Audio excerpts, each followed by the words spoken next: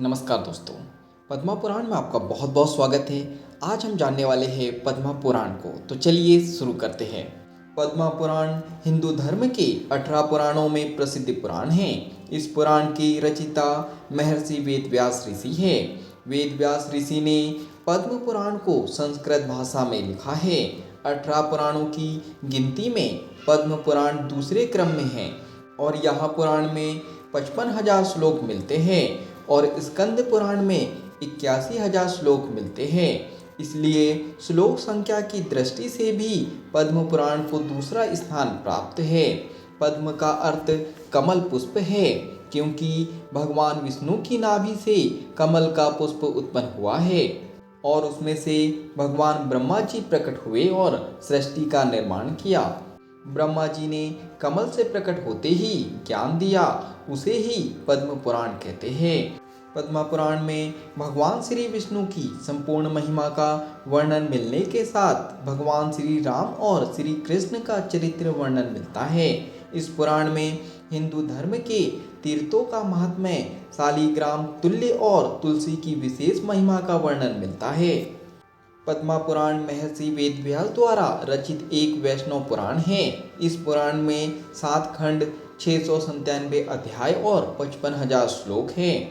पद्मा पुराण में भगवान विष्णु के अवतार वामन अवतार का आख्यान, तुलाधार की कथा, नंदी धेनु उपाख्यान इत्यादि आख्यानों और कथाओं द्वारा सत्य का वर्णन अच्छी तरह समझाया गया है। तुलाधार कथा में पतिव्रत धर्म का संपूर्ण वर्णन मिलता है। पद्मा पुराण के खंड: पहला सृष्टि खंड, दूसरा भूमि खंड, तीसरा स्वर्ग खंड, चौथा ब्रह्मा खंड, पांचवा पाताल खंड, छठवां उत्तर खंड और सातवां क्रिया योगसार खंड। पद्मा पुराण सबसे पहले ब्रह्मा जी ने पुलस्त्य ऋषि को सुनाया था और पुलस्त्य ऋषि ने ग्रीस को सुनाया था।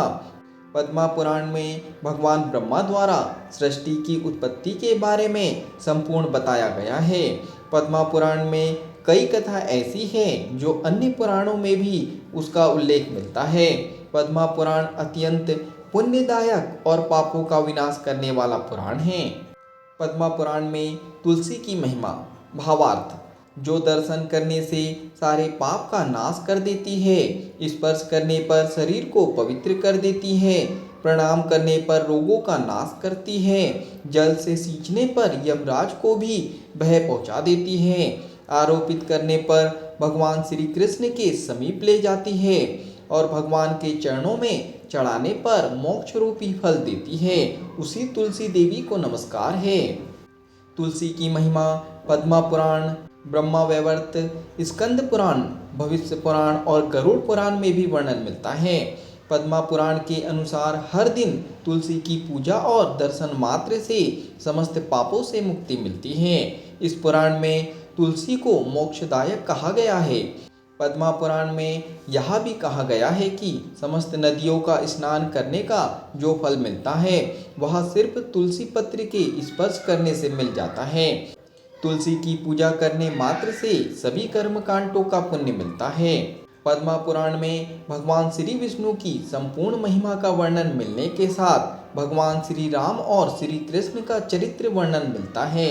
इस पुराण में हिंदू धर्म के तीर्थों का महात्म्य, शालिग्राम तुल्य और तुलसी की विशेष महिमा का वर्णन मिलता है। पद्मा पुराण के कितने खंड हैं? पद्मा पुराण में 7 खंड, 697 अध्याय और 55,000 श्लोक हैं। पद्मा पुराण का दूसरा नाम क्या है?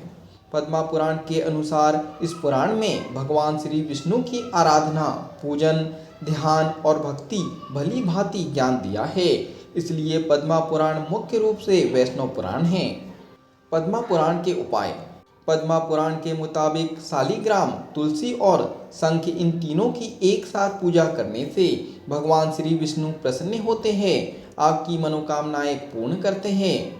पद्मा पुराण के मुताबिक दीपक, शिवलिंग, शालिग्राम, शंख, तुलसी, रुद्राक्ष, पुष्पमाला, जपमाला, यज्ञोपवीत यह सभी को बिना आसन दिए भूमि पर रखने से महान पाप होता है।